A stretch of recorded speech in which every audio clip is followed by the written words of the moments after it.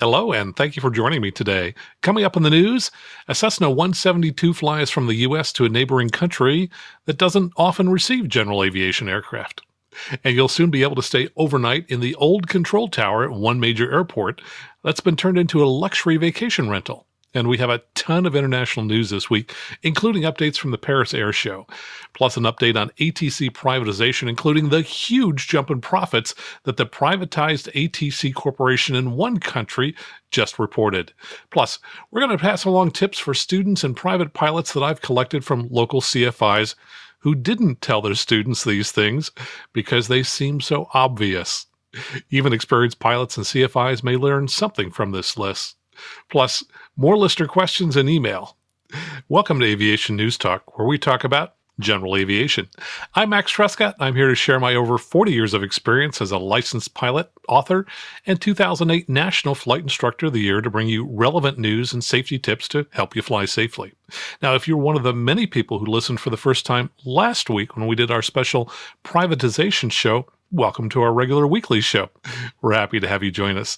And remember, if you like what you hear on this show today, please tell your friends so they can join us here each week. And special thanks to everyone who took the time to take our 2017 listener survey, which is now closed. That data is extremely helpful to me in fine-tuning the show. And later, I'm going to be announcing a new survey that's up on our website now. All this and much, much more, and the news starts now.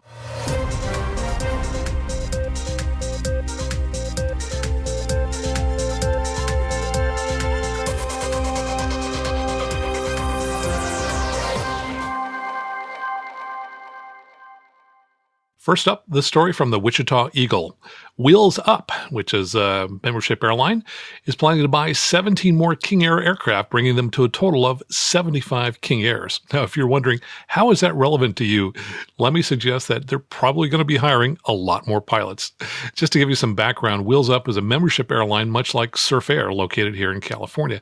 According to their website, they say that flying their aircraft does not require a significant upfront financial or long-term commitment. You aren't purchasing an asset, you are joining a club.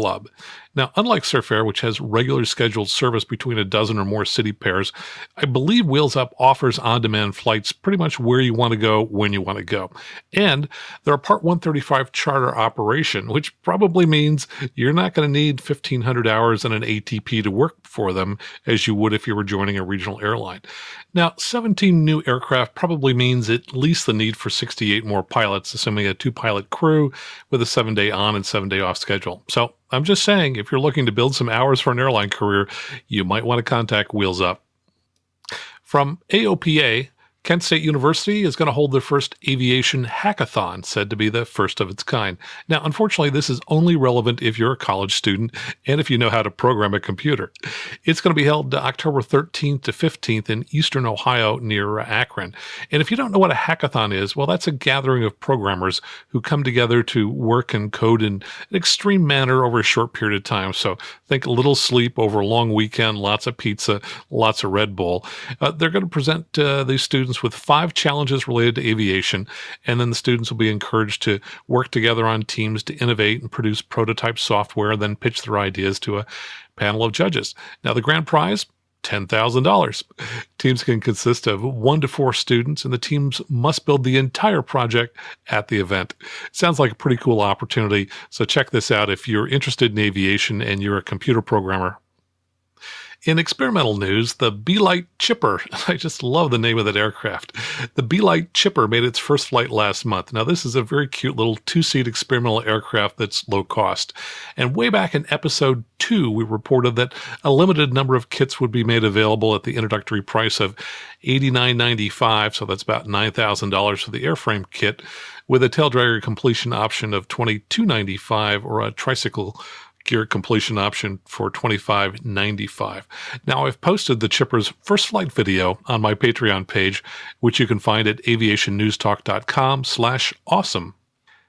And in international news, this comes from the Alaska Dispatch from Russia. A Cessna 172 flew from Nome to an airport in Russia in just 3 hours. It was a goodwill mission back on June the 14th, flown by 2 veteran Alaska aviators, but it took 3 months to plan, and they say it cost about the same as if they'd spent a month in the Mediterranean on vacation. Now, the two pilots, Marshall Severinson of Anchorage, by the way, is someone I've spoken to before, great guy. He's recently retired from the FAA, and his passenger, Dan Billman, still works for the FAA as a safety program manager. They flew this air route that they both helped pioneer more than 15 years ago. Marshall says when they arrived in Russia, the plane landed, the men sat inside and waited for the signal to exit from the roughly 10 Russian security personnel who arrived. But by the time they left, he says 5 hours later, it was all handshakes and hugs. But given the bureaucracy involved, Marshall says it's likely his Cessna was the first private plane to fly that route in more than a decade. Now, this route is notable because it represents a VFR connection that private pilots can fly without a more demanding instrument rating. Marshall says you can fly it in small general aviation aircraft. The big feature is that normally the Russians require a Russian-speaking navigator on board who essentially acts as a translator, but along this particular route, they guarantee English speaker services for VFR pilots. Now, if you're wondering what it's like to do a little vacationing in Russia, Boeing Air is a company that flies 1 or 2 weekly charter flights to the same airport in Russia. And their website says this is not a luxury trip. There are limited shopping opportunities, public restaurants, and services or entertainment in the form that you may be used to. There are no facilities for the physically challenged. Every building has long flights of cement stairs. So there you go, a 172 in Russia. Sounds like it was quite a fun trip. And in Canada, this comes to us from avweb.com. A French company has received both European and Canadian certification for an aftermarket exhaust system that could reduce noise complaints at training airports. The company called Chabord, Chabord, has developed exhaust systems for the Cessna 150, 152, and 172, and it says it cuts the noise from them by at least half. Now, that's quite a bit. Now, this caught the eye of Michel Baudouin, who's the manager of the Saint-Hubert Airport in densely populated suburban Montreal. He said there are 4 busy flight schools there with noise complaints are very common. He said we have lots of problems. So we got pledges from all 4 flight schools that they would install the systems, and he worked with Transport Canada to obtain Canadian certification of the exhaust systems within just a few weeks of their approval in Europe. The initial certification is for the Cessna 152, and approval for 150s and 172s is expected soon.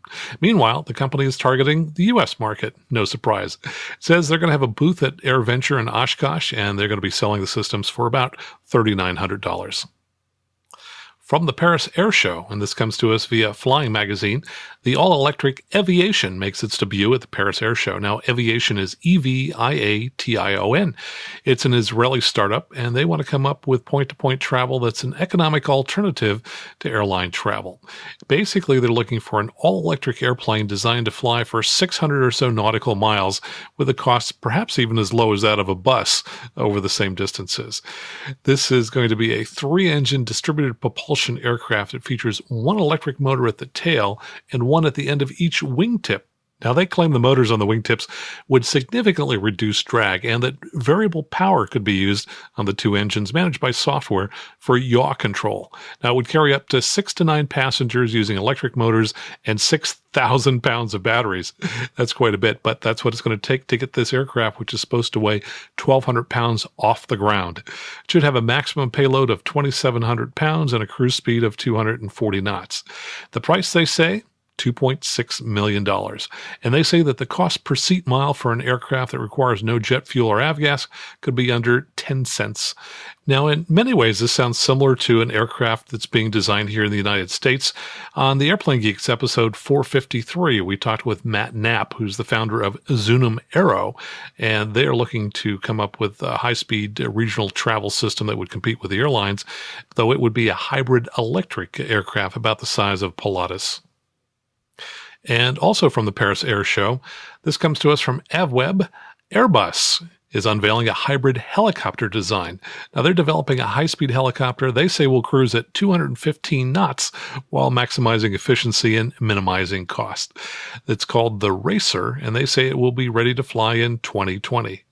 Their demonstrator is built around a simple architecture, which is a box wing design. And just to describe that, I'm looking at a picture of it here. You've got a rotor on top. You've got 2 engines on each side of the aircraft, and those engines are forward-facing, and they're considerably away from the side of the body, suspended by two large, like struts, one that goes toward the top of the aircraft and one down toward the bottom of the aircraft. They say this design will provide lift in cruise mode and will also isolate passengers during ground operation from the pusher's lateral rotors that generate thrust in forward flight. Now, the lateral and the main rotors, so all three props are going to be driven by two engines from Safra. They say an eco mode will be tested by the engine manufacturer to demonstrate an electrically powered start and stop of one engine in flight to increase range and optimize fuel efficiency.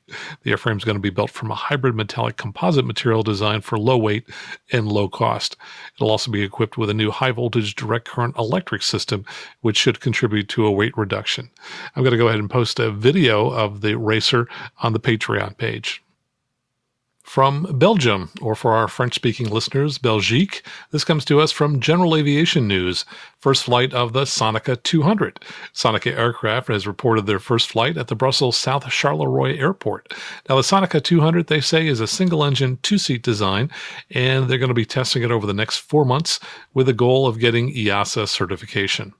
Also from Belgium, this comes from Flyer magazine out of the UK. Belgium drops a fee for permit aircraft flights, so it's soon going to be possible for amateur-built and historic aircraft to fly over Belgium without paying for a special permit. There was a royal decree on June 21st, and this took effect on July the 1st. The change follows lobbying from the European Federation of Light, Experimental, and Vintage Aircraft and the Belgian aviation authorities. It applies to home-built and certain historic aircraft registered in certain European states.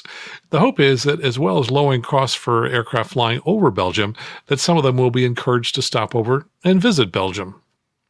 And from the UK, this comes to us from Flyer magazine. This is going to really make people happy who are getting their private pilot license in the US and then going back to the UK.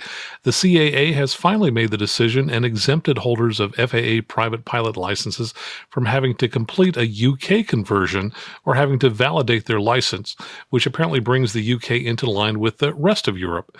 They will continue to accept third-class medicals from the US as long as it's for non-commercial flying. So good news for UK flyers. And we have 3 stories from Down Under. Australia turns out to be the place where we have the most number of listeners to this podcast outside the U.S., so go Australia. The story comes from AvWeb, and it says the FAA has certified the new GA-10 Airvan, which is a turboprop 10-passenger utility aircraft, which probably will compete with the Cessna Caravan and the Quest Kodiak. It's a follow-on to the piston-powered GA-8. Now, I knew that the Civil Air Patrol had been flying the GA-8 in this country, so I looked it up, and they currently have 18 of them, so you might be familiar with the earlier version. Now, that's a piston-powered aircraft. The GA-10, however, turboprop, and it's going to have a Rolls-Royce turboprop that they say should run on just about any kind of jet fuel and make 450 horsepower at takeoff with a top speed of 156 knots indicated. And from AOPA Australia comes word that Air Services Australia has rolled out the first set of online weather cameras that allow pilots to see what the weather is doing at critical locations across Australia in real time. The first cameras will be located at Archerfield Airport, Kilmore Gap, Kingscote Airfield, Launceston Airport, Norfolk Island Airport, and Parafield Airport. Air Services CEO Jason Harfield said that more will be available in coming months. These were made possible by a donation from Dick Smith. He donated $160,000 to Air Services after selling his Citation jet. Now, by the way, cameras are very popular here in the U.S. in Alaska, and I think we could use more of them down in the lower 48, especially, for example, in some of these mountain passes we have here in California. And from the Australian.com.au, aircraft owners and operators fear higher insurance premiums after a global insurer cut the operation of its aviation business in Australia. AIG, the American International Group, ceased aviation business in Australia and New Zealand back in May after citing a strategic review of local market conditions. Aircraft Owner and Pilot Association of Australia Executive Director Benjamin Morgan said he was worried the withdrawals would lessen competition, leading to increased premiums for operators and owners, placing further pressure on an already stressed general aviation economy. And turning back to the United States, 2 beautiful birds are leaving the country. This comes to us from Flying Magazine. A pair of Douglas DC-3s operated by Catalina Flying Boats Air Freight Service have been a part of the Long Beach aircraft scene for nearly 30 years as they haul mail and other cargo from Long Beach to Catalina Island on a nearly daily basis. They recently had their last flight because they're being replaced by single-engine Cessna Caravan turboprops, which should be less expensive to maintain. After a stop at a rehabilitation shop in Ohio, the aircraft are moving on to their next role, which will be in South Africa. The DC-3s will begin their ferry flight across the North Atlantic and south through Europe. One of these Catalina DC-3s could be tracked back to active service as early as 1944, and they're certainly going to be missed. And I have never flown a DC-3 before. That sounds like a fun thing to do. Now, here's something that doesn't sound like fun. This comes to us from General Aviation News. RebTech, that's REBTECH, has received an STC for a night vision compatible conversion of, get this, the Air Tractor agricultural spray aircraft. It's tough enough spraying in the daytime. Imagine doing it at night. Anyway, the first aircraft to get this is owned by Countryside Aviation in Chilton, Wisconsin. And the owner said, as a company, we are always looking to provide our fleet with the latest features, so night vision technology became a very easy decision and process with the help of RebTech. If daytime weather adversely affects the operation, we are now able to work later when the winds are more favorable. And finally, we have a story that sounds like a lot more fun. And just to show you that I scour the world for all of the most interesting stories to bring to you here, this one comes from architecturaldigest.com. The Arlanda Airport in Stockholm is turning its original control tower into a vacation rental. Stockholm's Arlanda International Airport, a former air traffic control tower there that's been unused for 15 years, is getting a radical new lease on life, this time in the form of a luxuriously outfitted vacation rental. It's designed by a company called HomeAway. Now, apparently, they previously built an apartment in the Eiffel Tower. And guests can stay in a room which is located next to two of the major runways at Arlanda, which is one of two airports in Sweden's capital city. The room offers almost 380 square feet of space, including a kitchen and bathroom. Yet what the room really offers, and what no other room in the world can, is a spectacular view of the airport where the airplanes are landing and taking off. That, to me, sounds like a lot of fun. And that's the news for this week. Coming up in a moment, we talk about private pilot tips about things so obvious that CFIs have forgotten to tell their students, plus listener letters. One listener asked about fueling a jet fuel-powered aircraft like the Diamond DA-42. We'll be right back.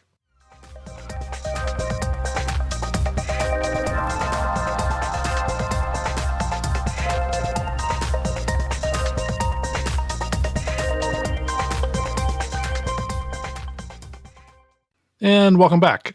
I'll get to those private pilot tips in a moment, but I've got a few announcements first, one of which is about how you can help me with an upcoming show, which should be a lot of fun, so stick around for that. But first, I wanted to follow up a little bit on the privatization episode that I did with Rob Mark last week. That was a 2-hour show. If you haven't heard it, please go back and listen to it. We got a lot of great feedback from folks who said that this was the most in-depth, detailed discussion they had ever heard of the ATC privatization proposal here in the United States. But yesterday in England, the privatized ATC services there released their profits and earnings statement. I thought you'd be interested in hearing about that. So they were formerly called the National Air Traffic Services, and now everybody just refers to them as NATS, N-A-T-S. Their actual name is NATS Holding Limited. And they are a private for-profit corporation with rate regulation. So they're allowed to make money, unlike the proposal here for the United States, though I guess there is some regulation of rates, and I believe that comes from the EU, the European Union. And I did say something that was incorrect on the show about privatization. I had mentioned that they had to get bailed out after 9/11 to the tune of 108 million pounds. Turns out it was more than that.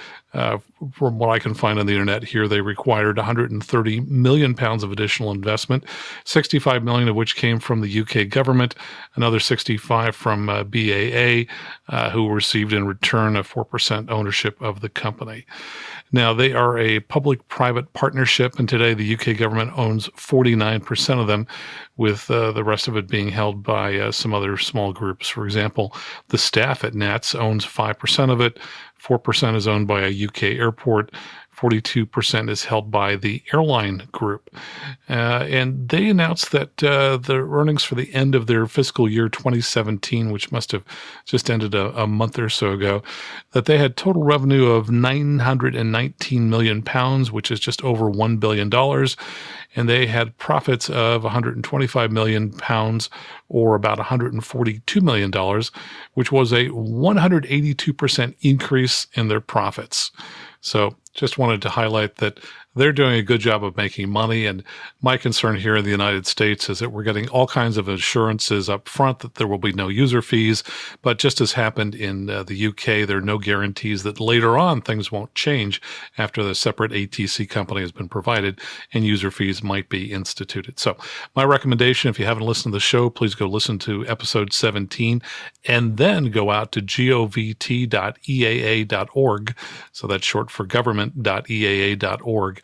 And make sure that your elected representatives hear from you. Hey, and by the way, a quick tip of the hat to the Airline Pilot Guy podcast. In their most recent episode, they were talking about this show. They had heard episode 16, where we were talking about hot weather flying tips. Though I did note that First Officer Dana talked extensively about his views on privatization and that he was in favor of them. So I'm going to have to send him a note and make sure that he takes a listen to our episode 17 on privatization. Okay, now let me tell you about the special show that we have planned in August. My good friend Rob Mark is going to be coming back then, and here's where I need your help. I need you to go to aviationnewstalk.com, click on Contact, and send us your favorite aviation jokes. This is going to be the Max and Rob Joke Hour. We're going to go ahead and tell our favorite aviation jokes, and we want to have your favorite aviation jokes to choose from so that we can read them on the air and share them with everybody else. So please make this a fun, participative event. We want to hear your best jokes. Go out to aviationnewstalk.com/contact and send us your jokes. And I want to thank everyone, all 125 of you who went to fill in the listener survey during the month of June. I learned a lot from you, got a lot of great feedback, and I'll probably be making some little tiny changes to the show based on your feedback. So thank you so very much. What a wonderful outpouring of kind words everyone had to say, and a lot of validation that this show is really on track and what you're looking for. So new survey, month of July. I want to find out, what airplane do you fly most now, and what airplane do you plan to check out in next? And that'll certainly help guide what we do on the show here, because I want to make sure we're matching up with the aircraft that you're flying currently. So go out to aviationnewstalk.com/survey and tell me sometime during the month of July what airplane you fly most and what airplane you plan to check out in next. And here's a quick item that came to me from a lady who works for the Diabetes Council. She sent a link to an article on, can you be a pilot with diabetes?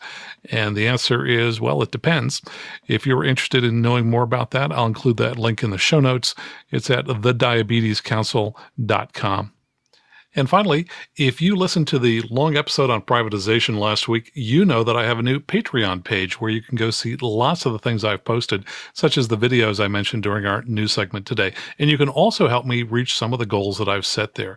You can find the page by going out to aviationnewstalk.com/awesome, because you are all awesome listeners, as I have learned through the survey. Now, on the first goal, I have spent over $1,000 in equipment, software, and web fee services to launch the show. For example, just last week, I spent another $125 for software to make that special episode on privatization sound better. And I don't accept any outside advertising, but I would like to recoup some of my costs so I can invest in more equipment. So that first goal there helps me recover my cost. And that first goal is to raise $100 a month, which over the course of a year will help me recoup what I've spent so far. Now, the second goal I am really passionate about. I really want your help on this. A lot of pilots I know are not technically oriented.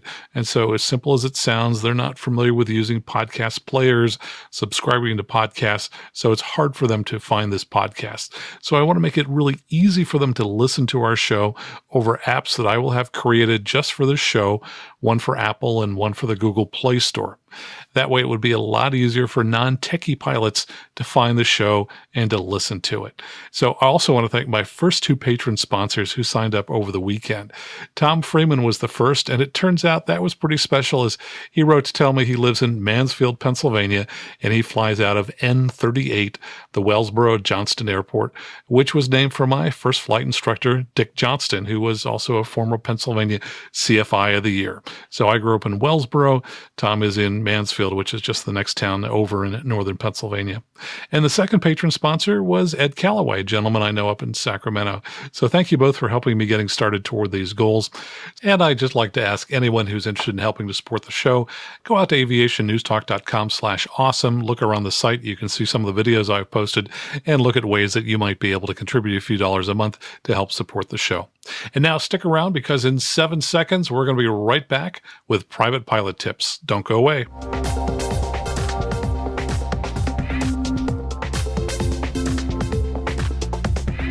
And welcome back. I've got some tips here which are certainly good for student pilots and maybe even for low-time private pilots, and perhaps even really experienced pilots will pick up one or two things from this.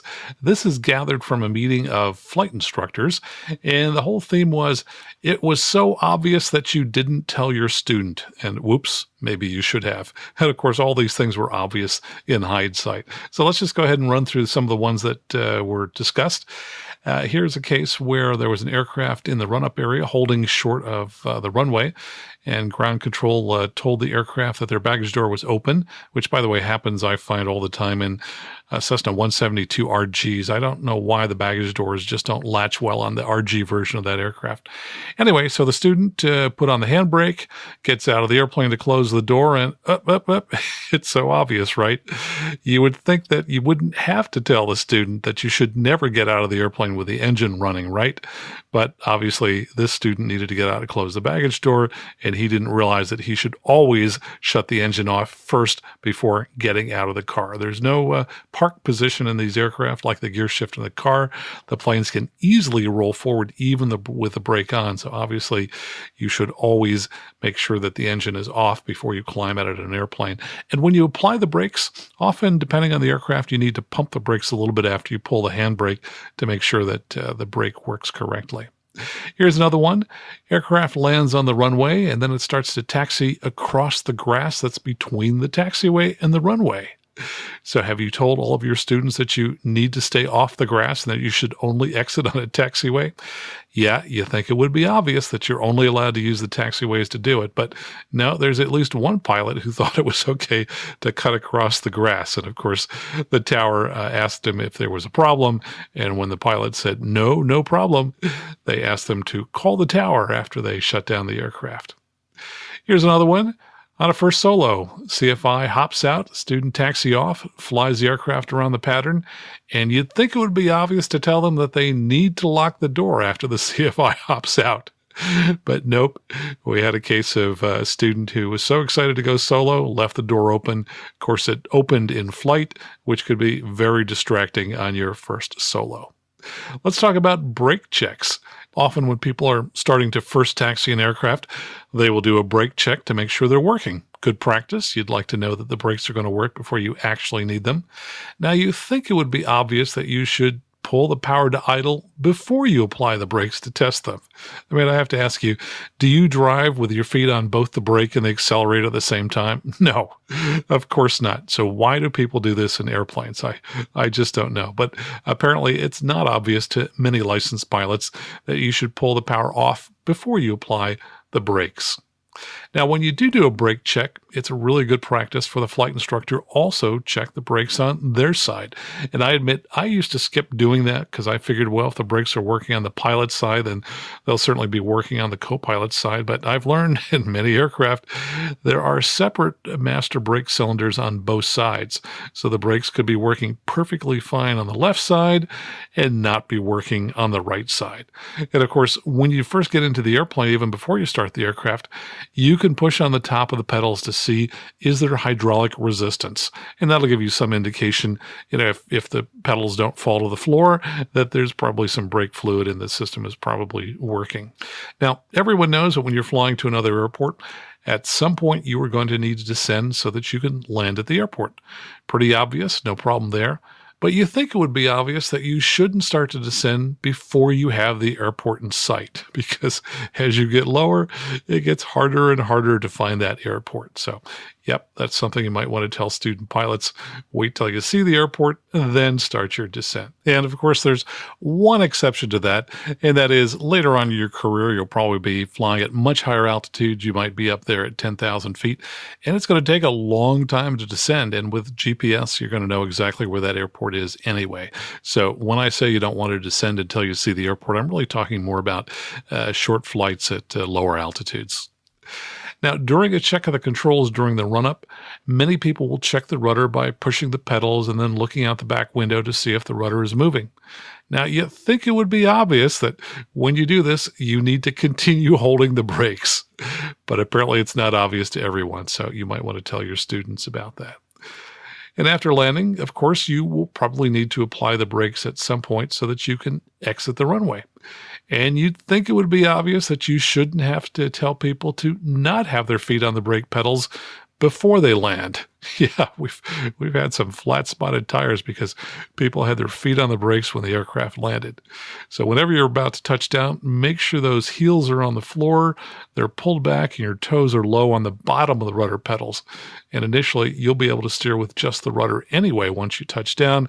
And then as the aircraft decelerates, you can slide your feet up a little higher to the top of the pedals and start to brake. And related to landing, you'd think it would be obvious that there is no prize for slamming on the brakes to try to get off at the first available taxiway.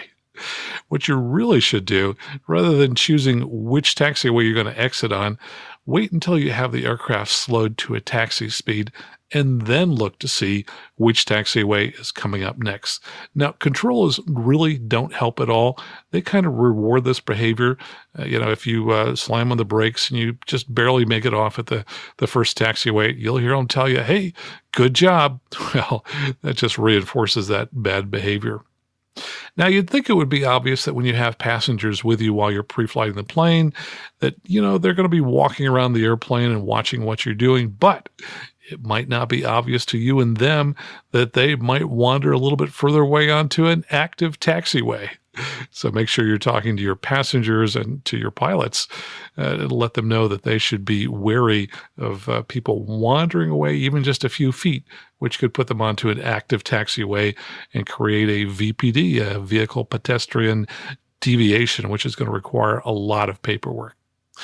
Now, here's one. When you're flying with passengers, they will often want to bring along a camera to take pictures of the beautiful scenery and also pictures of the two of you in the airplane. And of course, if it's getting dark, you think it would be obvious that when they say to you, smile, that they would not use the camera's flash unit. Oh, good friend of mine had this happen to him. He was on downwind, just getting ready to land. Somebody said smile and nearly blinded him. Of course, he was able to land the aircraft safely, but it wasn't obvious to him when he saw the passenger board the aircraft that there was a flash on it and that he should have told him, make sure you don't use the flash unit after it gets dark. Now, you'd think it would be obvious when pilots look into the tanks and look at the tabs that maybe that tab is just wet and maybe the fuel is actually below the tab. Now, I've had a couple of instances where people in Cirrus SR-20s and 22s have looked at the tab, it appeared wet, and they thought, okay, the fuel is at the tabs, and it was not. It was down below the tabs. So I always encourage people, when you look to see if the fuel is at the tabs, rock the wing when you do that. That way you can see for sure the fuel splashing around. You'll be able to see, is it below the tab? Is it above the tab? And you won't make that mistake. Now, here's one that I did with a student pilot. We were soloing at the Reed Hillview Airport, which has 2 parallel runways, but only 1 parallel taxiway. So if you land on 3-1 left, there is no parallel taxiway next to it. And so often they instruct pilots to back taxi, turn around, make a U-turn, taxi back on 3-1 left. Well, you'd think it would have been obvious to me to tell this student before his first solo what the words back taxi mean. So I was sitting there listening on the radio when the controller told him to back taxi 31 left, and he had no idea what the heck the controller was telling him. So make sure you tell your student pilots about that. Now, another one that you might want to tell them is that the aircraft performance is going to change on their first solo. This is something that my flight instructor did not tell me. And when I took off to fly solo, I was shocked at how well that aircraft flew when he was not in it. It started climbing like crazy. Didn't take me long to figure out, just continue to fly the airspeeds I've been taught and just go ahead and take advantage of the much higher climb rates we're now available. So make sure that you tell student pilots that when the instructor climbs out, boy, that airplane is going to suddenly perform a whole lot better.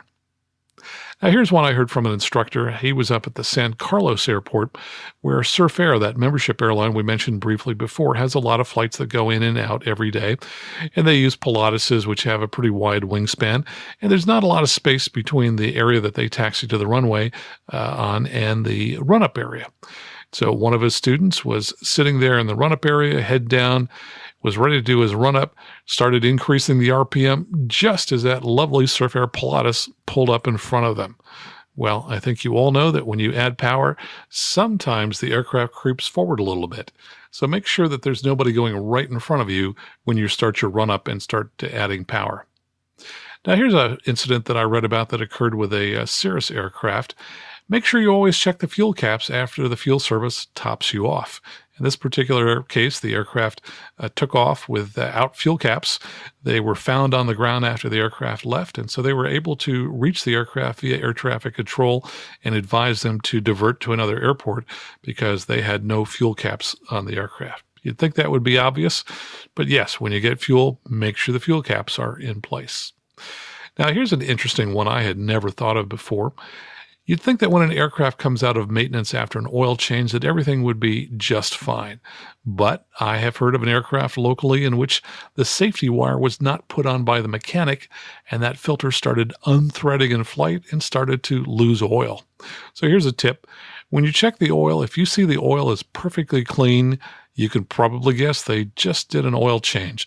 So go ahead and on a Cessna 172 or a 182, you can actually reach across the top of the engine during pre-flight, touch the oil filter, and make sure that there's a safety wire in place, keeping it from unthreading in flight.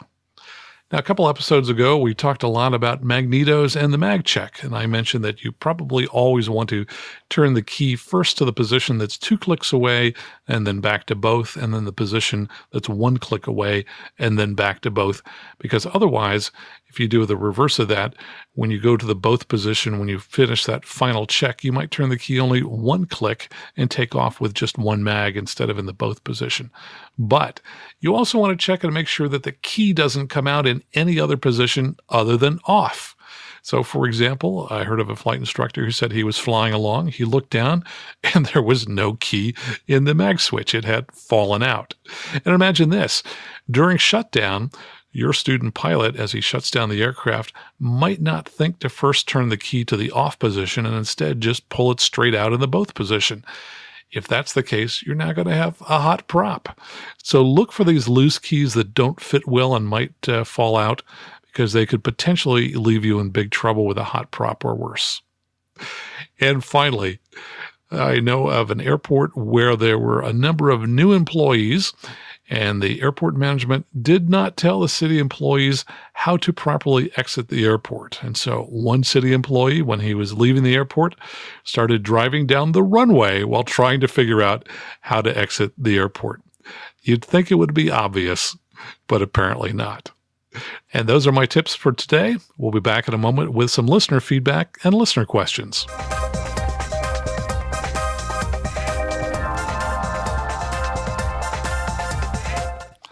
And welcome back. Quick thank yous to 5 people that left iTunes review this week in the United States. Love IFR, GAT071F, BOOBY, Gary Rudolph, and KSE 915. Thanks so much for those reviews. And thanks to Bill K. from Canada. And I've got a number of other reviews from around the world, but I'll save those for next time. Hey, and in the category of We Have the Smartest Listeners, let me give you some quick pieces of different listener email that's come in. This came in a couple of weeks ago from Christian, and he said that he's very lucky to be a Boeing 777 captain flying for one of the best airlines all over the world. However, I miss general aviation and try to fly as much as I can in a rented Cessna 172. He said, I wanted to leave you with a link to a very interesting article that deals with the approach and circle to land at Teterboro Airport in New Jersey. Now, you may remember, perhaps a month ago, we talked about a Learjet crash in which the aircraft was attempting to circle to land.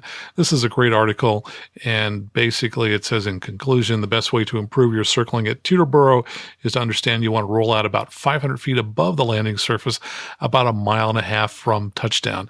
And it talks in detail about some of the challenges of flying circling approaches into Teterboro. I'll leave that link in the show notes, and I'll also post in the Patreon page. And from Ernie in Kennebunkport, Maine. And I'm going to be up in Maine for Labor Day, so it'll be fun to meet up with any maniacs that we have listening to the show. And I can say that because I used to live in Maine long time ago. He has several different issues with mags, and he said in one of those cases, he was trying to start an aircraft, and it was hard to start. He thought he had lost the recipe for starting the engine. And, of course, he blamed himself for not priming properly, which was not the case. He called the mechanic over who managed to get it started. And we talked about my sense that something had changed. He said the mechanic did a standard mag check with normal results, and then he did something different. He pulled the engine back to idle and then did the mag check on the left and right sides. And he said the engine quit on one of those magnetos at idle. So he says the offending mag was replaced and the problem with hard starting went away. So thanks so much for those emails. And from Twitter, John Tukey writes, that podcast on Privatized ATC was great. You guys hit it out of the park on that major issue. Keep up the good work. And also from Twitter, Arthur Rosen, Judge Art, said, you really put in major effort on your podcast. Much appreciated. DOT Secretary unprepared. Thanks to Jet Wine. That's Rob Mark, too. And of course, DOT Sec refers to Department of Transportation Secretary Elaine Chao. And by the way, a couple places you can go out and see some good work that's being done on the privatization issue. I just mentioned Judge Arthur. You can find his latest opinion on the subject at his blog at aviation-myopinion.blogspot.com. And there's a really excellent series. It's now up to 7 articles on privatization, interviews with people in Europe, being written by aviatordan.com. And you got to spell aviator with the number 8. So that's AV, the number 8, RDAN.com. So I want to thank everybody for their emails. Let's take a look at some listener questions now. Hi, Max. This is Bill Giles from Cary, North Carolina. I really love the episode of your podcast that talked about the new diesel engine available with the 172. But I fly 172s all the time, and I was thinking, man, it sure would be easy to accidentally refuel one of these with a 100 low lead, since that's what you've been doing the whole time you worked at the FBO. Question is there some sort of a safety device, like a different diameter in the filler tubes for the diesel versus the avgas plane to prevent such a refueling error? I look forward to your answer. Thanks again for what you do. See ya. Bye. Bill, great question. Thanks so much for recording that for us. Anybody else who wants to record a listener question, just go out to aviationnewstalk.com and click on listener question at the top, and you can record your question. So, Bill, I first became acquainted with this when our club, perhaps 10 years ago, brought in a pair of Diamond DA-42s, which were fueled with jet fuel. And there was a great concern at that time that somebody might make a mistake and accidentally put avgas in those tanks, which would pretty much destroy the engines almost immediately. And so a couple of things. First, we always locked the gas caps. We made sure that those caps were always locked. There was no way a fueler was going to have access to their aircraft except when the pilot is standing there with the key to the fuel cap. And the pilots, of course, were all instructed to be be extremely careful to verify that the label on the fuel truck said, jet fuel when it came up to fill it.